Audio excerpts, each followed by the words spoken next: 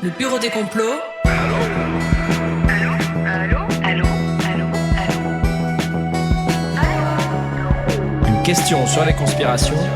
On vous répond en toute décontraction.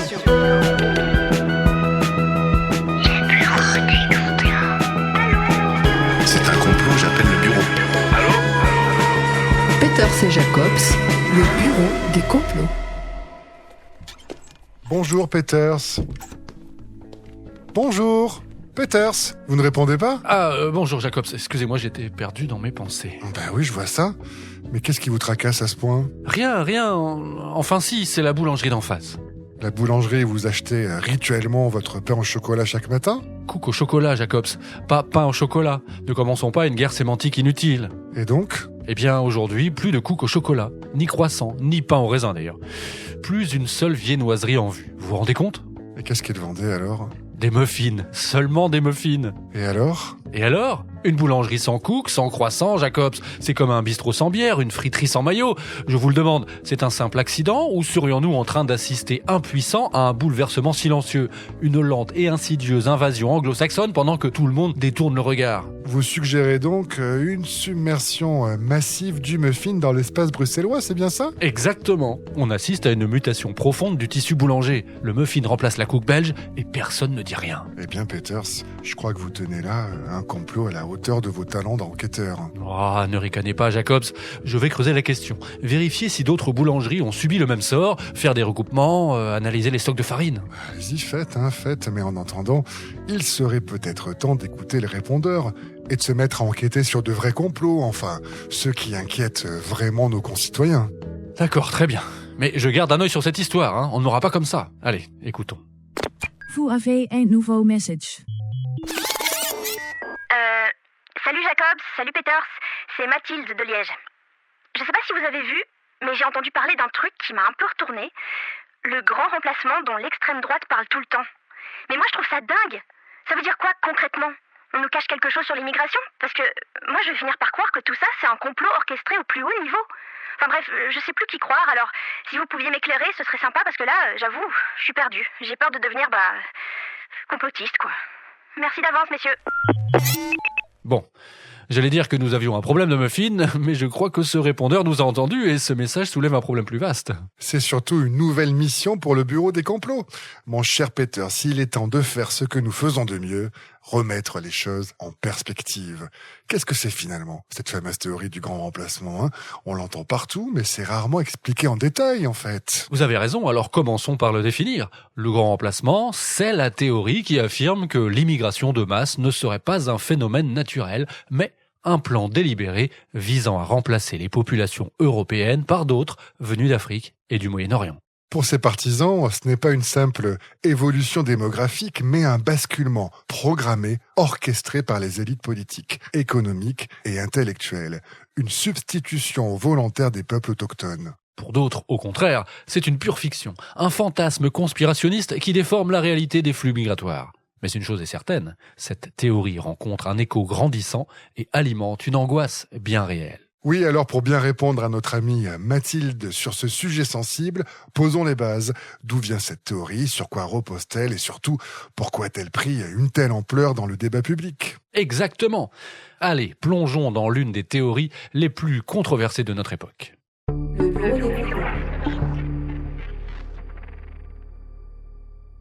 La théorie du grand remplacement s'est propagée lentement, comme une lame de fond.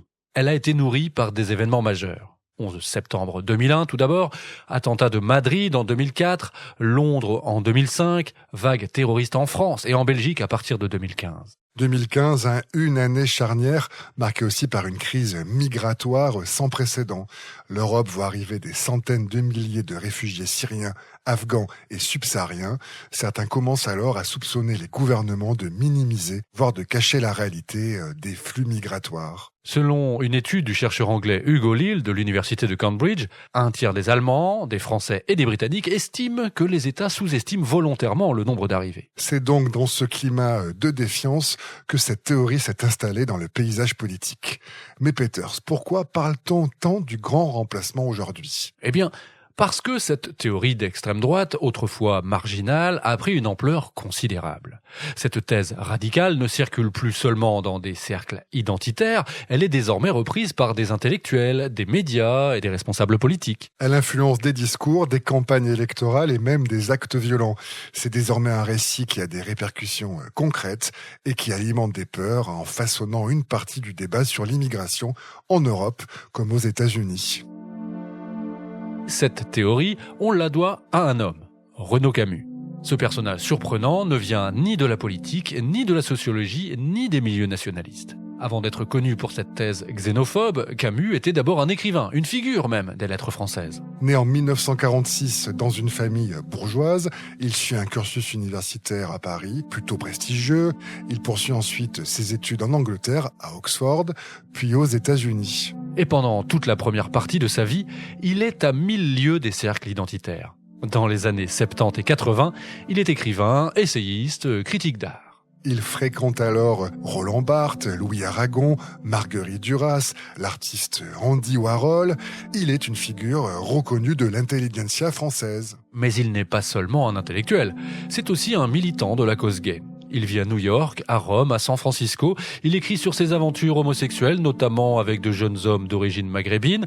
À cette époque, il se revendique de gauche, soutient Mitterrand en 81, puis bien plus tard, le candidat écologiste lors de l'élection présidentielle française de 2002. C'est donc un homme qui a longtemps prôné l'ouverture vers l'étranger, la culture cosmopolite, et qui était très éloigné des idées identitaires.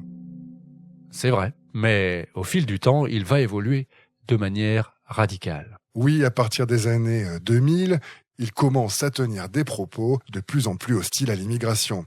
Mais c'est vraiment en 2010 qu'il bascule complètement avec 3 livres très importants, l'abécédaire de l'innocence, le grand remplacement et le changement de peuple. Et dans ces 3 essais, il introduit et développe cette fameuse théorie. Et ce qui est frappant, c'est qu'il ne donne aucune explication personnelle à ce virage. Il ne raconte pas d'expériences choc. Non, il parle de faits globaux et affirme que c'est l'observation de la société qui l'a amené à cette prise de conscience. Son postulat est sans appel.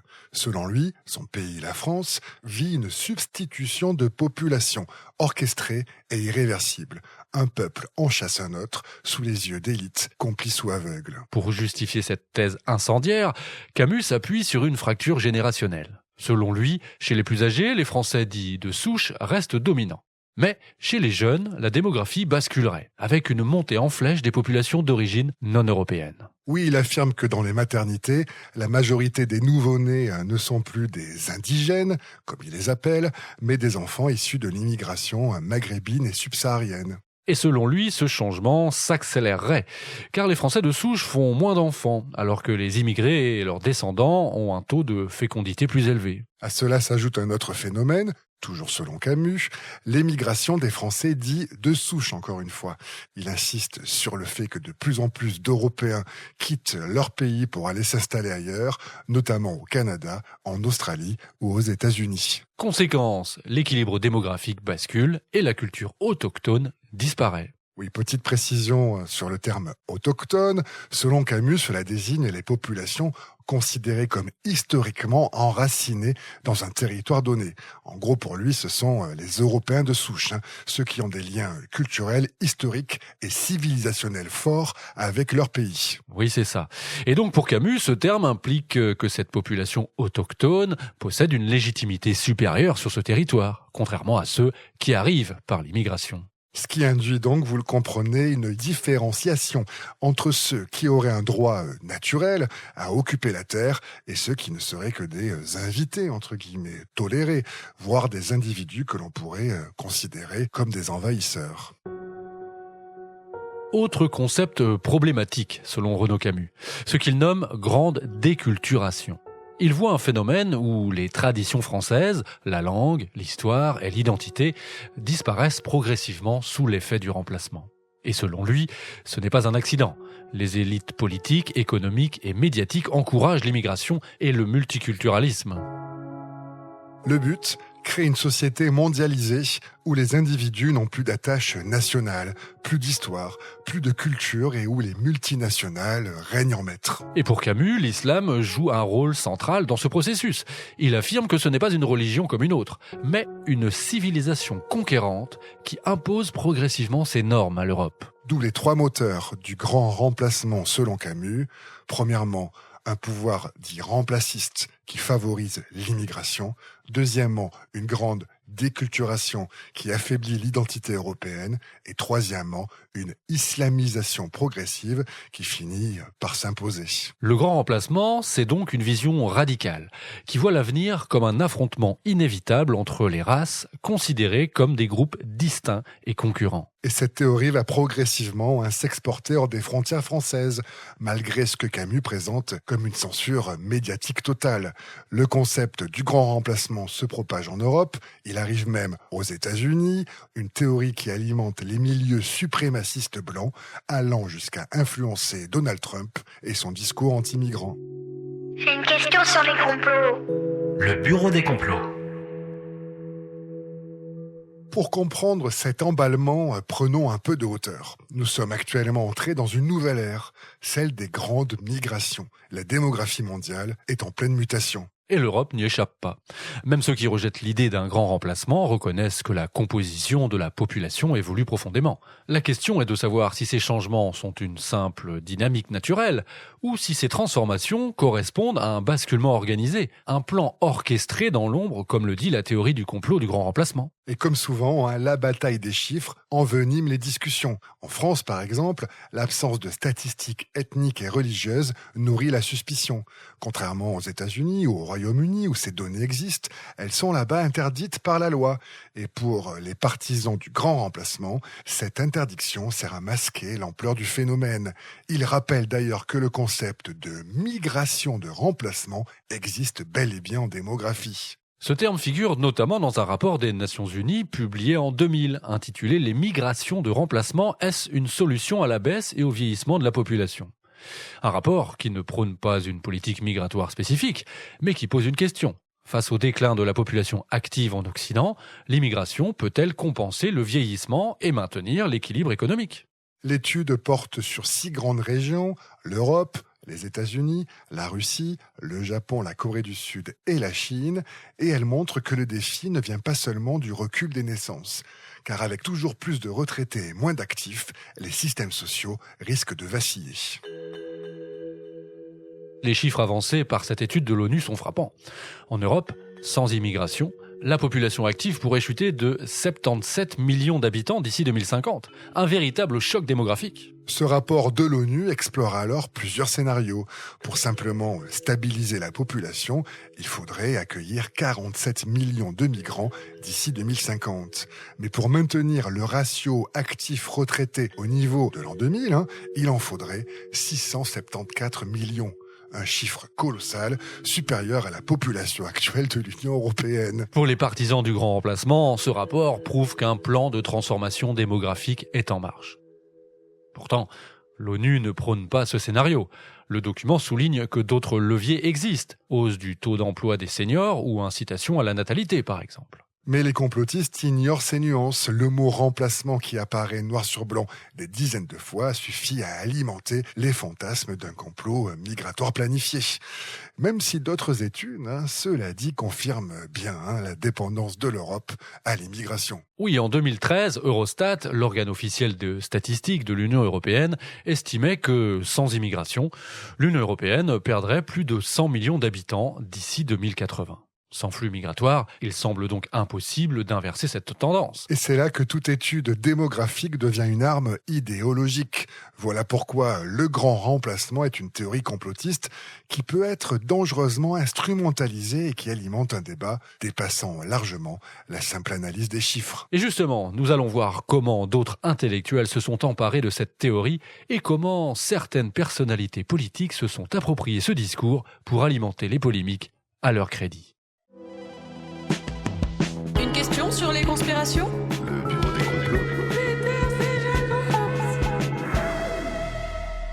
Pour Pour illustrer cela, parlons de Stephen Smith, journaliste et universitaire américain spécialiste de l'Afrique.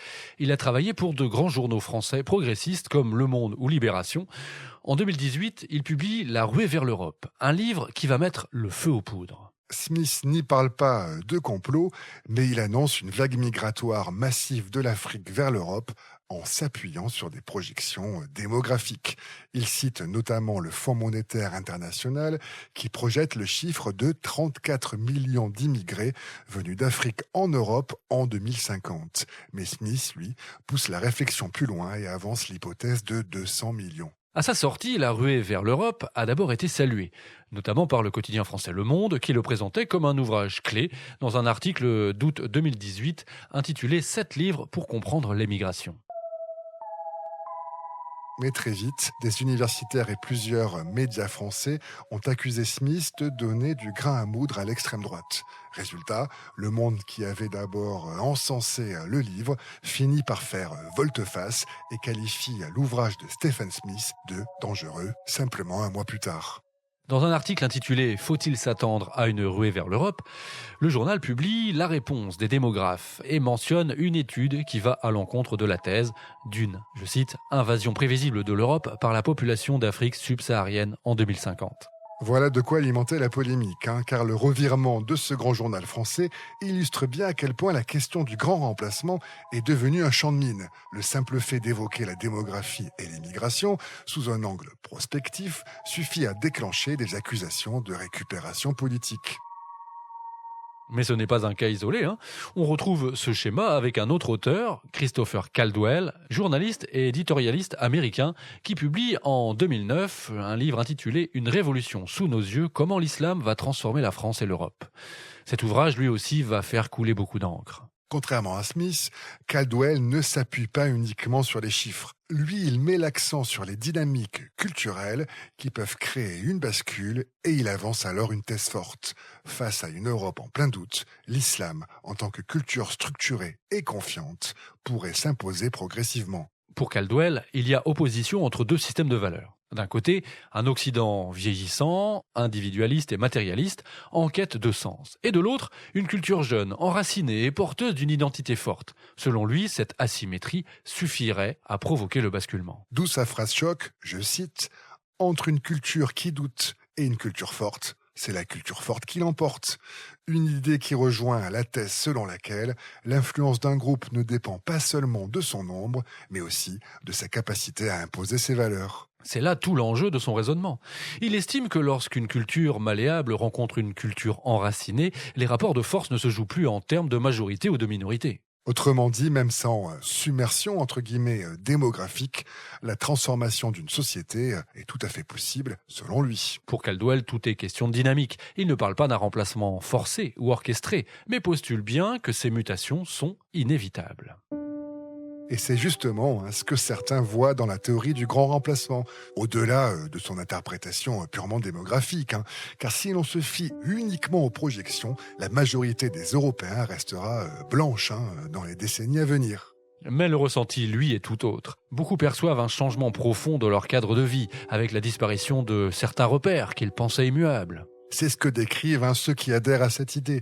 Des commerces qui disparaissent, des habitudes alimentaires et vestimentaires qui évoluent, l'essor de nouvelles pratiques culturelles et religieuses, sans parler de la question épineuse de la place des femmes dans la société. Une angoisse qui dépasse la simple démographie et qui s'ancre dans une transformation du quotidien. Ce décalage entre la perception et la réalité statistique alimente un malaise qui pousse certains électeurs vers des partis plus radicaux. C'est là que la thèse du grand remplacement prend tout son poids. Elle fonctionne moins comme un constat objectif que comme un prisme à travers lequel des évolutions bien réelles sont perçues comme une menace de dépossession. Le grand remplacement, au-delà des chiffres, dépasse les faits bruts, joue sur des émotions profondes et alimente une fracture politique et idéologique de plus en plus marquée.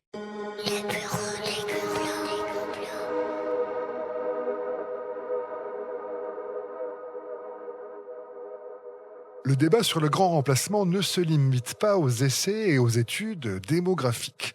Il a aussi investi le terrain politique, instrumentalisé par différentes mouvances, parfois de façon explicite, parfois plus insidieusement. Et à l'origine, c'est Renaud Camus lui-même qui a voulu faire de sa théorie un véritable programme politique. Il ne s'est pas contenté de l'écrire, son grand remplacement. Il a tenté d'imposer ses idées sur la scène électorale en fondant plusieurs micro-partis. Lors des élections européennes de 2019, il se présente en tête de liste sous la bannière de la ligne claire. Son slogan, l'Europe, il ne faut pas en sortir, il faut en sortir l'Afrique. Camus parle alors du concept de remigration, qui prône l'expulsion pacifique, entre guillemets, des non-européens et même de leurs descendants, s'ils refusent d'adhérer à une charte civilisationnelle européenne. Ceux qui accepteraient de quitter le continent de leur plein gré recevraient même une pension à vie. Et son programme ne s'arrête pas là. Arrêt total de l'immigration, suppression du droit du sol, fin du regroupement familial, instauration de statistiques ethniques, restriction des aides sociales aux seuls Européens, interdiction de construire de nouvelles mosquées, autant de mesures radicales qui ont suscité de vives réactions, mais qui, dans les urnes, n'ont rencontré qu'un succès pour le moins anecdotique. Oui, mais ce n'est pas tant son score électoral qui importe que l'influence de sa théorie sur les partis nationalistes et populistes européens. Car si Camus et ses groupuscules restent marginaux, son concept de grand remplacement a lui été largement repris et intégré dans le discours de plusieurs formations politiques, y compris en Belgique. Chez nous, le terme grand remplacement n'est pas aussi couramment utilisé qu'en France, mais l'idée sous-jacente se retrouve dans le discours de certains partis, Vlaams Belang, et dans une bien moindre mesure à la NVA. Au Vlaams Belang, Philippe de Winter a été l'un des premiers à reprendre cette rhétorique. Il affirme, je cite, « Les Flamands deviennent une minorité dans leur propre pays » et parle, je cite encore, d'une submersion migratoire conduisant à un remplacement progressif de la population autochtone par des étrangers, principalement musulmans. Bart De Wever adoptait un ton plus mesuré quand il était président de la NVA, tout en jouant, malgré tout, sur les mêmes inquiétudes. En 2018, il déclarait ainsi dans une tribune pour De Morgan que la gauche en Belgique avait utilisé une forme subtile de chantage moral dans le but de promouvoir une politique d'immigration qui conduirait inexorablement à la dégradation des services publics. Théo Franken, quand il était secrétaire d'État à l'asile et à la migration, a quant à lui souvent mis en garde contre un, je cite, appel d'air migratoire. Certes, il ne parle pas directement de remplacement, mais sa rhétorique du « trop-plein » entre guillemets y ressemble fortement. Et cette tendance dépasse largement la Belgique. En Europe, plusieurs figures populistes ont intégré cette rhétorique à leur programme. Viktor Orban, bien sûr, en Hongrie, Nigel Farage au Royaume-Uni, les frères Kaczynski en Pologne. La liste est longue. Plus récemment, l'AfD en Allemagne a également repris cette idée, voyant dans l'immigration une menace existentielle pour l'Europe chrétienne. Et le phénomène ne se limite plus à l'extrême droite populiste. En Allemagne toujours, Sarah Wagenknecht, ex-dirigeante de Die Linke, a fondé son propre parti de gauche, tout en adoptant un discours nettement plus hostile à l'immigration. Elle accuse la gauche, traditionnelle, d'être naïve sur ces questions et reprend des éléments de langage qui rappellent ceux de la droite identitaire en fait. Un glissement qui montre à quel point cette rhétorique a infusé tous les bords politiques. Et en France, c'est encore plus frappant. Oui, d'abord cantonnée à l'extrême droite et au Front National, l'idée du grand remplacement s'est progressivement diffusée à l'ensemble de la droite française. Illustration avec l'ancien président Nicolas Sarkozy, qui a déclaré, je cite, que la démocratie fait l'histoire et que sans réaction face aux dynamiques migratoires, nous disparaîtrons. En 2016, Laurent Wauquiez, le président des Républicains, le parti conservateur pourtant historiquement plus modéré sur ces questions, enfonçait le clou, en affirmant, je cite, que le grand remplacement est une réalité, qu'il suffit d'aller voir dans certains quartiers pour s'en rendre compte. La droite française a donc durci son discours au fil des années, un tournant encore plus marqué lors de la présidentielle de 2022, où Éric Zemmour, ex-journaliste devenu candidat, a fait du grand remplacement le cœur de son programme. Il a même repris à son compte une idée chère à Renaud Camus en proposant la création d'un ministère de la remigration. Je cite un des discours de campagne de Zemmour. Aujourd'hui, on voit que le grand remplacement est en train de changer nos vies, nos rues, nos écoles, nos cultures, notre civilisation. Les gens se demandent, est-ce que nous allons être remplacés ? Est-ce que nous allons mourir en tant que peuple français, en tant que civilisation française ? Avec Éric Zemmour, le grand remplacement s'est imposé comme un thème central du débat. L'un de ses soutiens, Philippe de Villiers, personnalité politique et médiatique influente en France, pousse encore plus loin cette rhétorique. Le souverainiste aime les phrases chocs. Je cite « Ce que vit l'Occident est pire qu'une décadence. C'est une implosion et une invasion. Le grand remplacement n'a pas été inventé par Renaud Camus. C'est un plan organisé par l'ONU, l'Union européenne et les grandes multinationales. » Et là, on bascule, comme vous le comprenez, dans du complotisme pur et dur. Une personnalité politique définit le grand remplacement non plus comme un processus historique sous-estimé, mais bien comme un projet délibéré, orchestré pour transformer les sociétés occidentales. Et c'est là que le grand remplacement rejoint une autre grande théorie conspirationniste, Eurabia. Une question sur les conspirations ? Le bureau des complots. Eurabia, un mot valise qui fusionne Europe et Arabia. Cette théorie conspirationniste affirme que l'Europe est délibérément transformée en une colonie islamique sous l'impulsion de ses propres dirigeants. Une thèse radicale qui va bien au-delà de l'idée que l'Union européenne est simplement passive face à des mouvements migratoires inéluctables qui transforment la société. Selon les partisans d'Eurabia, nous aurions ici affaire à un plan concerté, élaboré depuis des décennies par les élites européennes en accord avec les pays arabes. L'objectif, remplacer progressivement les traditions, les valeurs occidentales par un modèle islamisé où la charia finirait par s'imposer. Et là où cette théorie franchit un cap, c'est quand ses partisans parlent d'un pacte secret, tout à fait concret, qui prend explicitement la forme d'un projet clandestin visant à dissoudre les nations européennes dans un grand ensemble euro-arabe. Et derrière cette thèse incendiaire, on trouve une femme. Elle est nommée Bat Ye'or. Son vrai nom, c'est Gisèle Horebi. Son parcours, à elle, a été marqué par l'exil. Née au Caire, en Égypte, elle a la trentaine lorsqu'en 1956, avec la crise du canal de Suez, elle est déchue de sa nationalité égyptienne comme des milliers d'autres juifs. Là, elle part s'installer au Royaume-Uni et elle devient historienne, un épisode qui va fortement marquer sa vision du monde arabe et de l'Europe.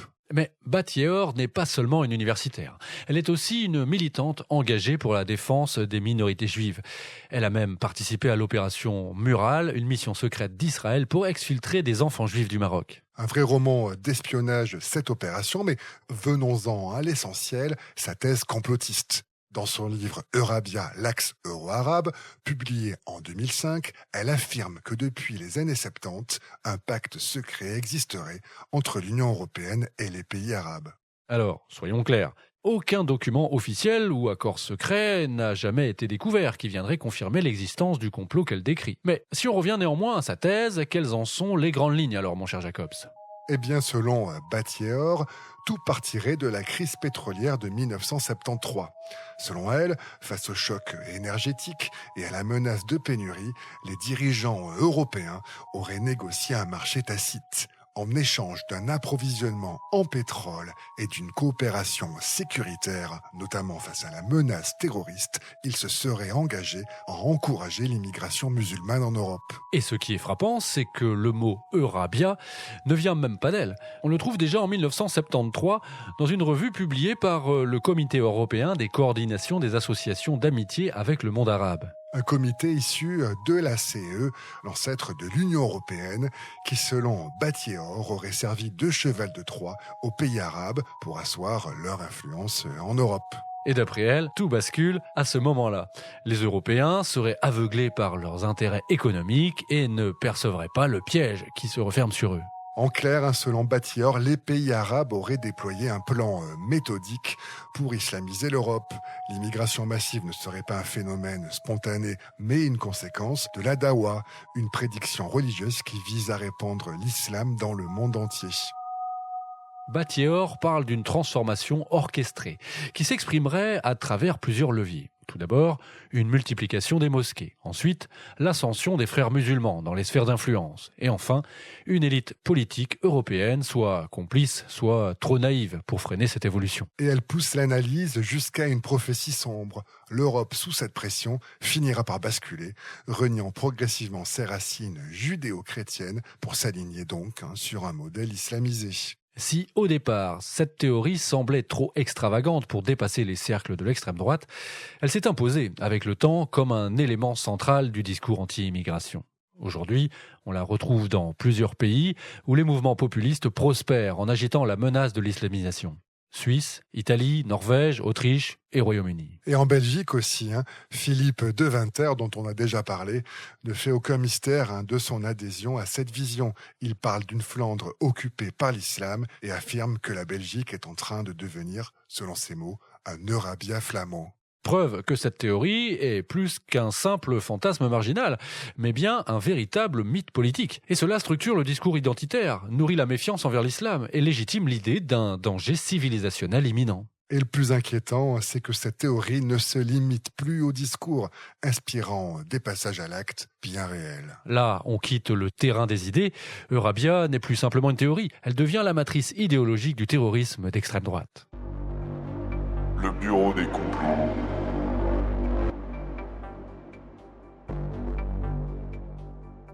« 22 juillet 2011, la Norvège, pays paisible et éloigné des turbulences du monde, bascule dans l'horreur, avec un homme, Anders Breivik. Celui-ci va frapper en 2 temps. D'abord, il fait exploser une bombe en plein centre d'Oslo, tuant 8 personnes. Et puis, quelques heures plus tard, il débarque sur l'île d'Utøya, où se déroule un camp d'été de la Ligue des jeunes du Parti travailliste. Déguisé en policier, lourdement armé, il traque méthodiquement ses victimes pendant plus d'1 heure. 69 jeunes tombent sous ses balles. Au total, Breivik fera 77 morts, 151 blessés. Une tuerie d'une ampleur inimaginable. Et quand il se rend, il n'exprime ni regret ni remords. Pour lui, ce n'est pas un massacre, mais une mission, un acte de guerre contre ceux qu'il considère comme étant des traîtres. Son idéologie, Breivik l'a couché noir sur blanc dans un manifeste de 1518 pages intitulé « 2083, une déclaration d'indépendance européenne ». Un texte qu'il a envoyé à plus de 1000 contacts, quelques heures avant de passer à l'acte. Son texte fait des dizaines de références à Eurabia, à la théorie de Battier-Orr, qu'il présente comme une preuve irréfutable que les gouvernements européens piloteraient eux-mêmes l'islamisation du continent. Oui, et il prétend même avoir échangé avec Battier-Orr. Mais au-delà de ses influences réelles ou supposées, ce qui interpelle, c'est sa cible. Breivik ne s'en prend pas aux musulmans, mais à des jeunes militants de gauche. Parce qu'à ses yeux, ce sont eux les véritables complices de l'invasion migratoire. Ils ne visent pas l'ennemi d'aujourd'hui, mais celui de demain, une génération de futurs responsables politiques. Breivik veut les éliminer avant qu'elles ne prennent, selon lui, les rênes du pouvoir et ne parachèvent la destruction de la civilisation occidentale. Le bureau des complots. Lors de son procès, Breivik se présente comme un martyr, un pionnier de la révolte nationaliste, persuadé que l'histoire finira par lui donner raison.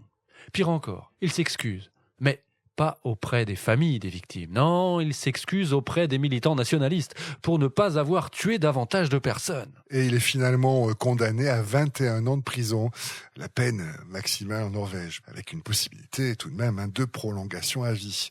Déclaré sain d'esprit par les psychiatres, il considère ce diagnostic comme une victoire, car il va être reconnu non comme un fou, mais comme un soldat de la cause identitaire. Mais si on parle de Breivik, c'est que, malheureusement, ce n'est pas un cas isolé. Il va inspirer d'autres tueurs, et notamment un certain Brenton Tarrant. Lui, c'est un Australien qui entre en contact avec le terroriste norvégien qui est dans sa cellule, il admire et il veut le dépasser. Et en 2019, Tarrant aussi veut passer à l'acte. Ce sera la tuerie de Christchurch, en Nouvelle-Zélande. 2 mosquées attaquées, 51 morts, 49 blessés.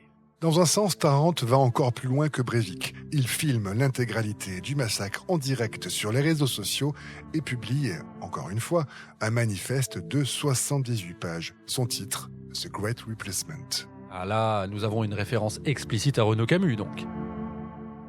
Tarrant fait d'ailleurs plusieurs références à la France qu'il estime envahie. Il a même gravé sur son fusil les noms de figures historiques, dont Charles Martel, l'homme qui a arrêté l'expansion arabe à Poitiers en 753. Et ce n'est que le début. Après Christchurch, d'autres attentats vont suivre. En août 2019, l'horreur se reproduit à El Paso, au Texas. Là, un tireur attaque un centre commercial, tue 23 personnes et laisse un manifeste où il parle d'invasion mexicaine. Puis en Californie, à Poway, un homme attaque une synagogue après avoir lu, dit-il, le grand remplacement de Camus. Autre attentat significatif, c'est celui de Buffalo. Le 14 mai 2022, un jeune homme blanc de 18 ans, Peyton Gendron, entre dans un supermarché d'un quartier majoritairement noir et ouvre le feu. Bilan, 10 morts, 3 blessés. Et là aussi, tout était planifié. Comme ses prédécesseurs, il a rédigé un manifeste de 180 pages où il affirme vouloir stopper ce qu'il appelle le génocide blanc. Peyton Gendron s'inscrit directement dans la lignée de l'Australien Tarrant. Même mise en scène, même message, il diffuse son attaque en direct sur Twitch, cherchant à marquer les esprits et à inspirer d'autres extrémistes. Dans son manifeste, il évoque explicitement le grand remplacement. Pour lui, un complot organisé par les élites viserait à effacer l'identité blanche en favorisant l'immigration et les mariages mixtes. Et il désigne un coupable, les Juifs. À ses yeux, ce sont eux qui orchestrent ce prétendu remplacement, manipulant les flux migratoires pour affaiblir les nations européennes et chrétiennes. Une obsession qu'on retrouve dans un autre attentat, cette fois en Allemagne, dans la ville de Halle en 2019. Jour de Yom Kippour, un Allemand nommé Stefan Balit, militant d'extrême droite, tente de pénétrer dans une synagogue pour y perpétrer un massacre. Il échoue, la porte étant trop solide.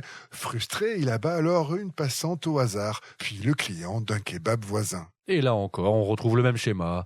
Baliet a rédigé un manifeste où il développe une vision paranoïaque. Selon lui, les Juifs organisent l'immigration musulmane pour détruire l'Europe de l'intérieur. Ce qui frappe donc, c'est la construction progressive d'un terrorisme suprémaciste globalisé. Breivik, Tarrant, Gendron, Balit, ce ne sont plus juste des tueurs isolés. Dans les cercles d'ultra-droite, ils sont devenus des figures de référence. Chacun s'inspire du précédent, amplifie le message et cherche à frapper plus fort que son modèle. C'est une spirale radicale qui se nourrit d'elle-même. Allez, on conclut.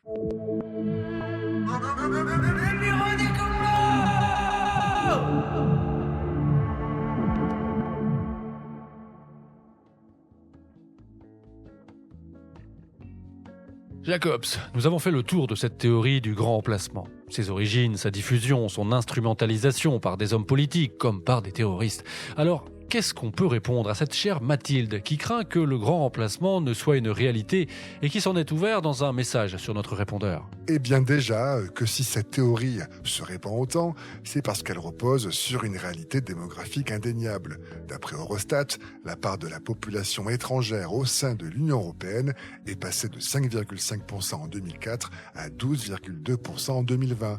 L'Europe change et ce processus va continuer. Faire semblant de l'ignorer ne mène à rien. Oui, ces transformations sont documentées et elles touchent de nombreux aspects du quotidien. Les prénoms donnés aux enfants, l'évolution des quartiers, les références culturelles.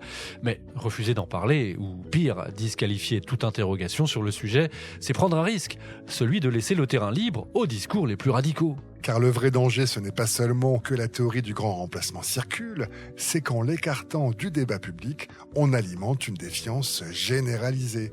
Et au final, une partie des citoyens finit par ne plus croire ni les médias, ni les institutions, ni même aucun chiffre officiel. Mais il faut aussi être clair, ce n'est pas parce qu'un phénomène migratoire existe qu'il s'agit d'un complot.